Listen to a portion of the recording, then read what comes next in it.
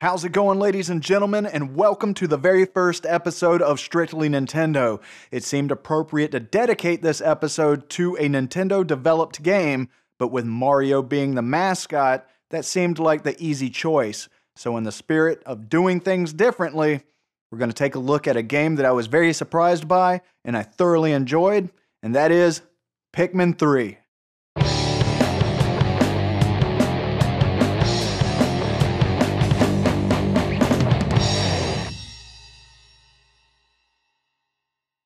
Alright, so I'm going to be upfront with you. I've never played a Pikmin game before, and I honestly had no intentions whatsoever to buy this game. But I like to keep up to date with what Nintendo's doing, and heard a lot about this game, and they were clearly excited about it. So when I found out that one of the YouTubers I subscribed to was doing a Let's Play of the game, I figured that I'd watch the first episode to find out what it's all about. So it turns out there's these three aliens from a planet called Koppai, and unfortunately that planet is facing a famine. So they're sent out to scour the cosmos for food and hopefully save the day. Now before all hope is lost, one of the satellite scouts comes back with coordinates to a nearby planet called PNF 404. So you make your way to the planet, but an unfortunate malfunction of your ship, the SS Drake, happens, and it causes a crash landing, and your characters are separated in the process.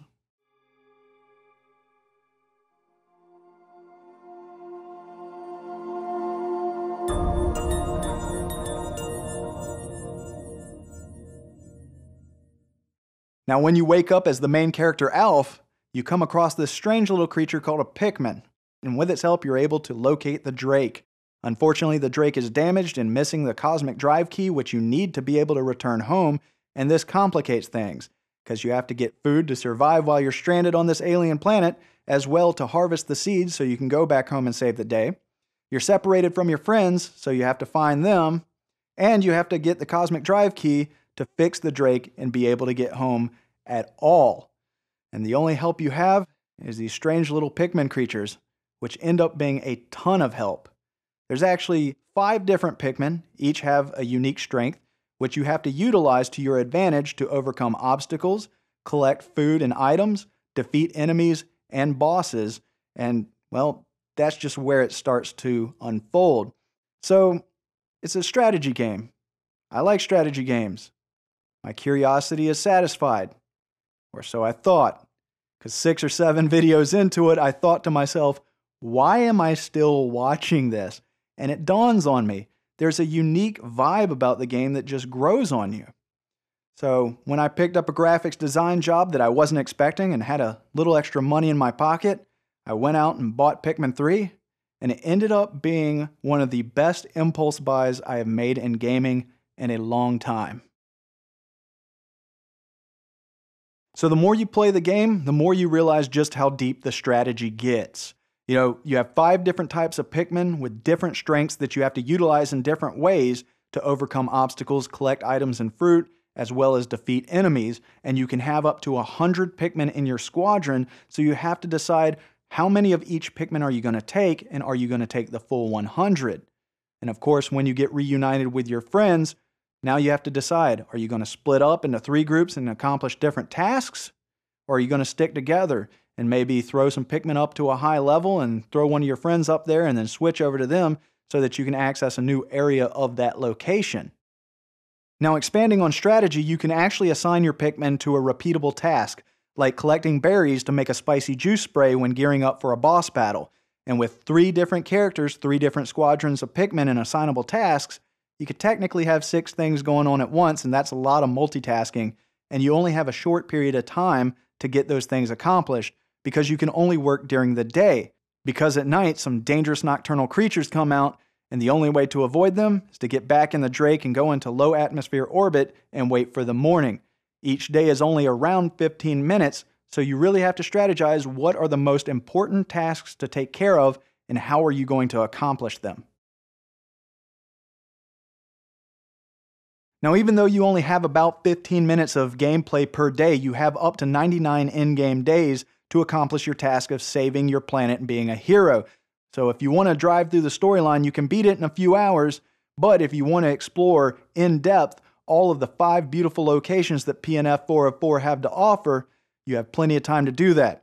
I had around 20 hours in the game when I beat it. Of course, I was focusing on the storyline and learning how to play the game at the same time.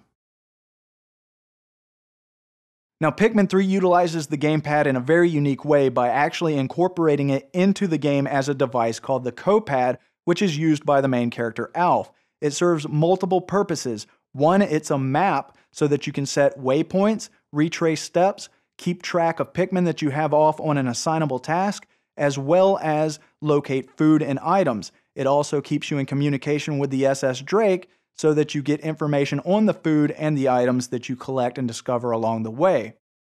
It also doubles as a camera so you can take high-definition screenshots of in-game play and post it to Miiverse. So if you're traversing PNF 404 and you're saying, this environment's beautiful, you can take a picture and post it to Miiverse to share with other Pikmin players. Or if there's that boss that's just been giving you trouble and finally you beat it, you can take a picture of your Pikmin bringing that boss back to your camp and post it on Miiverse with an accomplishment tag to share your victory with others.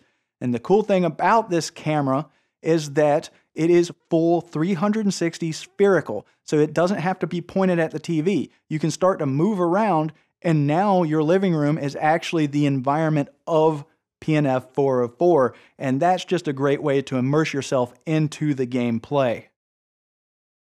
But what really surprises me about this game is just how involved you become with the characters. While Charlie's a little bit of an accident-prone buffoon, he's an accomplished captain of the SS Drake, and he comes in handy when multitasking. Brittany, a little bit of a snob, a little annoying, but she's highly intelligent and a great asset. And then you have Alf. Alf's a little bit naive and a little inexperienced, but he's a real go-getter. He steps up to the plate and he takes charge during this journey on PNF 404, and that's an admirable quality, and you really gain a lot of respect for him as the game goes on. And then there are the Pikmin. These are really strange little creatures.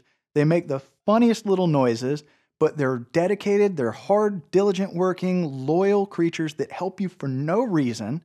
When you're sitting and idle, maybe planning out your day, they'll just kind of sit down and goof off and lounge around, and it's just kind of funny.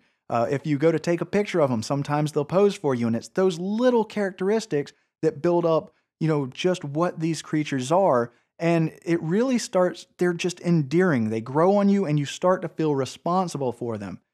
So when you're out there and you have some Pikmin doing a task, and then you're off somewhere else and you get a warning that they're under attack, you start to panic. You rush back. You're wondering, what type of enemy is it? How many are there? Can I beat them? Do I have the right Pikmin? Do I have enough Pikmin? Can I save my guys? Or when you land in the morning and you're assembling your squad and you've got making sure that you got all your spicy juice spray and your bombs ready because you're getting ready to walk into the enemy's den and have an epic boss battle, you worry about, do I have enough Pikmin? How many am I going to lose? Do I have the right strategy? Will I be victorious so that the ones I do lose, their loss isn't in vain? And then when the day's winding down and you return back to base camp and you get that warning that there's a few stray Pikmin out there, you rush to get what Pikmin you have back in their onion. You leave Brittany and Charlie back at the base camp, and you rush out there hoping that you reach those stray Pikmin in time to save them. Because if you don't, you get quite a sad little cutscene at the end of the day. I'm not going to share it with you because I want you to experience it for yourself. And there's not just the storyline, there's also 2 additional game modes. The first, mission mode, where you have a shortened, allotted amount of time to complete a task, whether it's collecting fruit, defeating enemies, or even boss battles. And I highly suggest that you play this before playing the storyline because it will really test your strategic planning capabilities and make you more efficient in the story mode. And the second mode is called Bingo Battle. It's a multiplayer mode where you go head-to-head with a friend to see who has the most skills in the Pikmin universe. You have a 4x4 grid of items that you have to collect, and you have to collect them to create a line, connecting 4 of them either horizontally, vertically, or diagonally to win. But there's enemies and obstacles to work around, and you can, of course, have your Pikmin go battle their Pikmin and try and hinder their progress, and you can even unlock special attacks, which really, really does some damage and makes it a lot more difficult for your opponent to win and gives you a cutting edge. So all in all, Pikmin 3 was very surprising. I honestly didn't think I was going to enjoy it as much as I did, but it was the nuances, the little things, the details, the vibes, just the small things that Nintendo is so known for in creating unique experiences that draw you into the game, and Pikmin 3 really grows on you. And for you veteran Pikmin fans, it incorporates story aspects from the original games to tie the whole universe together. For me, this game rates a 9 out of 10, which is the highest score I'll give because I always believe there's room for improvement. Now, with this being the first Pikmin game that I've played, I'll leave it up to the veterans to discuss where they could have improved, but this is something that I highly recommend if you have a Wii U, or if you're getting one, this should definitely be in your library. So that will do it for this episode of Strictly Nintendo. I hope that I have given you a lot of great information to make the decision of whether Pikmin 3 is a right investment for you. And don't forget to subscribe, like, rate, comment, and all that good stuff. And I hope to see you in the next episode. Take care.